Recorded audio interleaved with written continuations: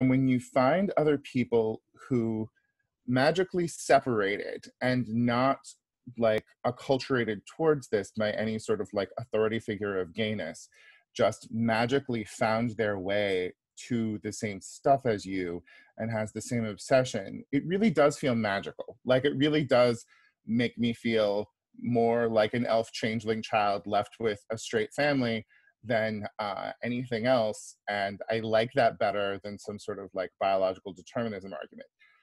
Okay, do you guys know how lamas are selected, like new lamas are selected in Tibetan Buddhism?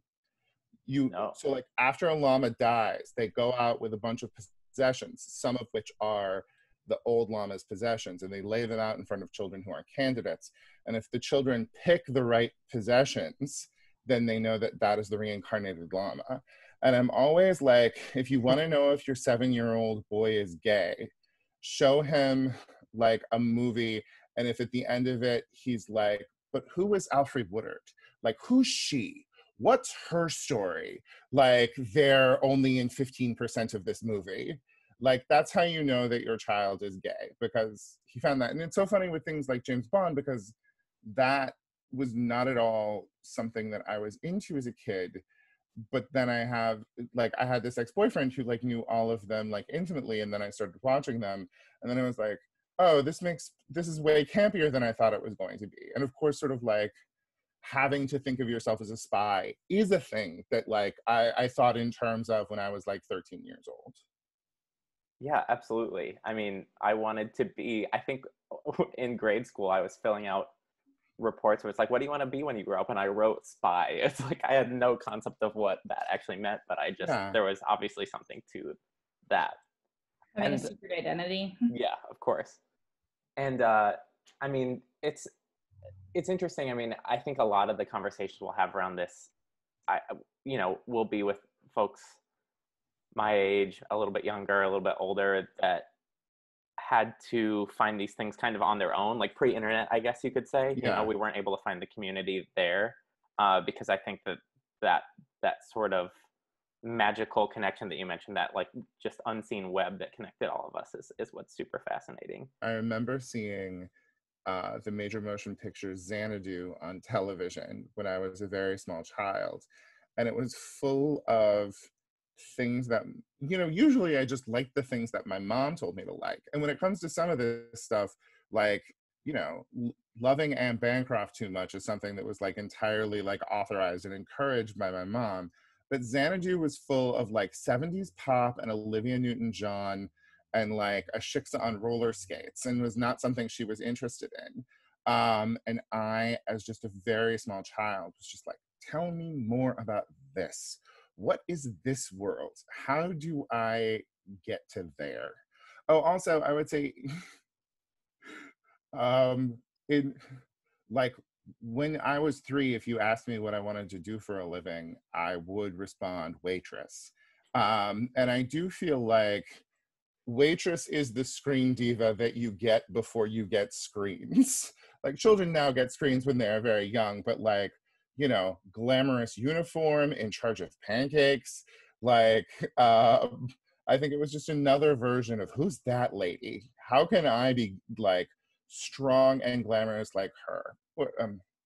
Well, another one, like one of my like fetid and bad very early diva worships was when I was like 5 or 6 years old. When you watch the news, there was one lady who mattered in the news, and her name was Margaret Thatcher. And I was just like, what's her fucking deal? Like, because I think when you're like a cis white little boy, you are being acculturated towards thinking of yourself as powerful. And we all want to have power, but you also understand that you don't fit into the world of power as it exists. And I think, like, as a little boy, I was just like, how does Margaret Thatcher do it? Maybe I could do it that way. So I should be spending more time crushing unions. That's what I'm saying. Do you believe that basically every gay guy has this goddess patronus from whence we gain our powers? Yes. Could you talk a little bit more about that thought, that belief? Who are some more examples of that for you? I mean, the thing is like, for me, iconically, when I was like 17 or 18, my mom showed me The Graduate, and I was just like, I have to consume everything that Anne Bancroft has ever made. And it was just like, for 5 years before I came out of the closet, Anne Bancroft is my favorite actress, was a part of my identity. So like, and no one knew who she was, but it was like in the fiber of my being. And I remember like right after I came out of the closet, when I was like going on sort of like, the early gay websites and stuff, and I was finding like guys who like, I remember when I found a guy who had a Shania Twain website. That was his hobby, was maintaining a Shania Twain website. And I was just like, this is ridiculous. Who on earth would have a Shania Twain? Like, that's not something for gay guys, which is very wrong on my part and reflective of my naivete. John Early, of course, has the magnificent story of him as a child starting like a GeoCities about Muriel's wedding. What's her name? Toni Collette. Toni Collette. And I think, maybe it's not universally true. There are those gay guys for whom their identification with homosexuality doesn't center on femininity, people for whom it is a much more sort of like, who are at least presenting a much more masked and physical sort of understanding of what it is. But I think, like for me and so many others, finding an energy that felt relevant to you, finding a face that felt reflective of you in ways, was really important. And I do think it comes down to reflection and not feeling comfortable seeing ourselves reflected as men. Like when you look at an out gay person, there is so much danger in what they are potentially reflecting back to you. Even as out gay men, this question of like, am I like them? Being so ready to see the flaws and faults. Are they too femme? Are they not hot enough? Like there's all of this danger in identification. What is he telling the world about what I'm like? I think is something that like childhood homophobia causes us to be so scared of. And when it's a lady, she is reflecting you without that danger, and you are able to, in a less complicated way, see the feminine aspects of yourself that there aren't a space for in men in our society. Mm-hmm. But also divas are powerful. Divas give us also that sense of like strength and authority that we also want, I think I was hunting or searching for some kind of plausible heterosexuality that would save me for such a long time. One of two boners provided to me by women in my life was Cameron Diaz in a knit bikini in a copy of George magazine. And I staked a lot of weight on that for such a long time. The question, was it just the knit bikini? Maybe. Because it was, yeah, I mean, I remember just being like, oh, she's so beautiful. Like, actually, the last girl that I convinced myself I had a crush on, I was in college with her, and she then went on and became one of the magnificent terrors of Survivor Thailand. And I just love that, like, my diva senses were so hard that I clocked Sheehan like 6 years before that actually happened, or whatever it was.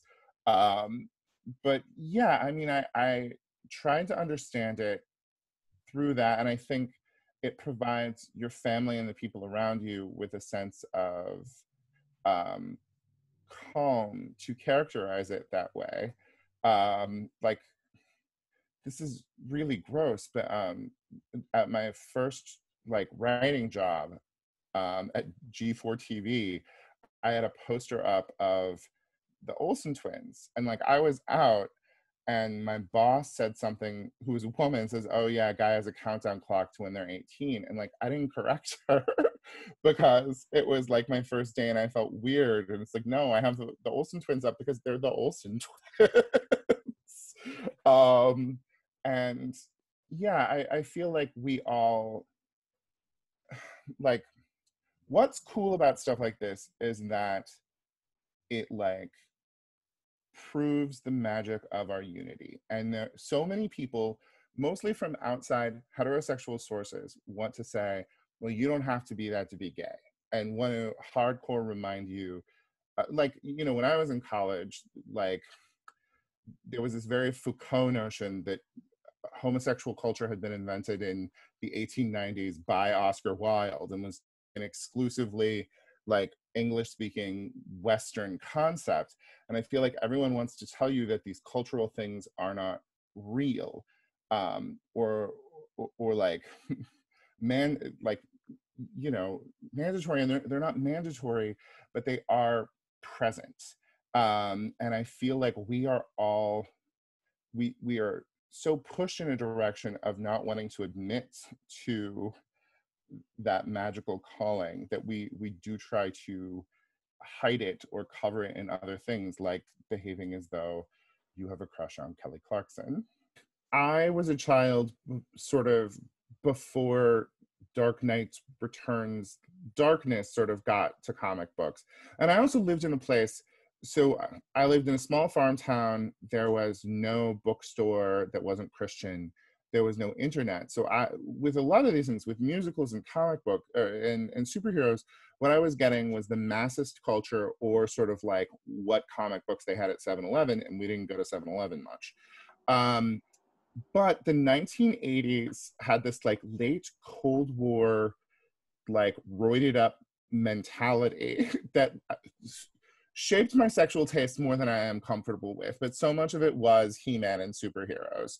But yeah, like they were ripped, and they wore clothes that just like clung to all of their parts. And like if you were going to draw something, that was sort of what you were supposed to draw. So it really was sort of the earliest comfortable sexual ideation that I was able to do.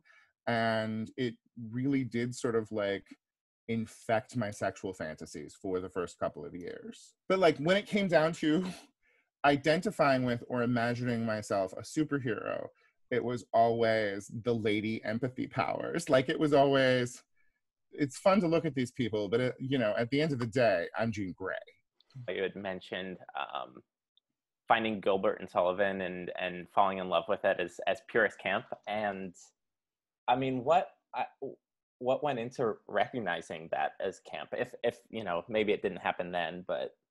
Well, I mean, the thing is I was relatively old when I didn't find Gilbert and Sullivan until Topsy Turvy came out, which was like 1999. I was in law school. And, you know, camp at the end of the day is about this like merger between like official presentation and actual meaning, and letting those things obscure each other in various ways. And like, that's the entirety of what Gilbert and Sullivan is about. Like, you know, Gilbert and Sullivan is like, you know, you were switched at birth, so now you have to change jobs. Like, you know, they're like the pirate rape song in Gilbert and Sullivan is how I am going to take you to a minister and non-consensually have you be married to me, and all of it in sort of the most legal and florid of language. And for a newly out of the closet Guy Branum, legal and florid were two of the nicest ways that you could put anything. And like the thing is what's so funny is we all understand that the importance of being earnest is camp. Like it's iconically, canonically camp. But like, what's campier than that is that there's an entire goddamn play about how like boring and ridiculous Oscar Wilde is by these two straight guys who hated everything around them. And, you know, I do think that like the color and character of this stuff, you know, there are so many shades of it. Like two straight people, it can seem so simple. But like, you know, like you have sports divas, and you have like, you know, queer theory divas, and like, you know, just that for me, these like, you know, very British plays about what's wrong with the House of Lords in 1880 are still like, you know, the most relevant of diva camp. I mean, like, they are still fat ladies singing. Oh, also, let me say the most important thing that makes Gilbert and Sullivan iconically camp is that in every story, there is a young, beautiful couple who wants to get married. They are the least interesting people in that story. Like, W.S. Gilbert fought his entire life to get a mezzo-soprano to be the lead role. And they kept being like, you can't, you just have to have a nice, boring soprano be the lead role. And he did everything in his power to let, like, those interesting girls, those fat girls, be at the center of the story and say, skinny girl and cute young man will get you married by the end of this, but no one's going to care about it. We don't think about it, but comedies always end, comedies are deeply heterosexual. Comedies end with the prospect of a man and a woman being in a relationship and eventually making a child together. We can't land a comedy on a same-sex relationship because you do not have that solidity of they will bond their genetics and then this happiness will be complete and go on forever, which means queer culture has to be at looking at the people around the main characters and saying, who are they? What is their life? I was curious about where you see this idea of camp and high fantasy intersecting, because high fantasy is, I mean, often taking itself very, very seriously. Yes. Well, gay men take ourselves very, very seriously. We take very frivolous things very, very seriously. And what's more frivolous than magic? It doesn't exist. But I think that high fantasy gives you the prospect of living, both sci-fi and fantasy give you the prospect of living in an anthropological environment that is not your own and thus has rules that can be played with differently. But I also think that magic really is representative of this possibility of moving outside of the bounds of possibility. And Brian Lauder from Slate and I were having a conversation once, and he sort of asserted that, like, you can't tell a queer story without there being some element of magic to it. And I do think that, especially when it comes to video representations of queerness, so much of what's going on is on the inside of us that you really do need elements that allow you to slip back and forth to tell a story that is honest and not boring. And like, magic is like opera. It is letting the big things inside of you out. And that was definitely what appealed to me. And also magic is getting something done, not by hitting it. You know, like when it comes to like role-playing games and stuff, I never thought about it until I was working at G4, and one of my friends, a straight guy, but a weird straight guy, made fun of one of our other friends because he was a human warrior. And it's like, what's more, like there are axes in real life. Go kill something with an axe in real life. Why are you being a human warrior? The gender breakdown of play at G4 was so hilarious because all of these like masked crew straight dudes would come in and play Call of Duty. And then we, the producers, would come in and essentially throw them out so we could play World of Warcraft. And the straightest amongst us was the human warrior. But like, those stories are so frequently very masculine and very chosen boy stories. And I think that cis gay men have a problematic relationship with chosen boy stories.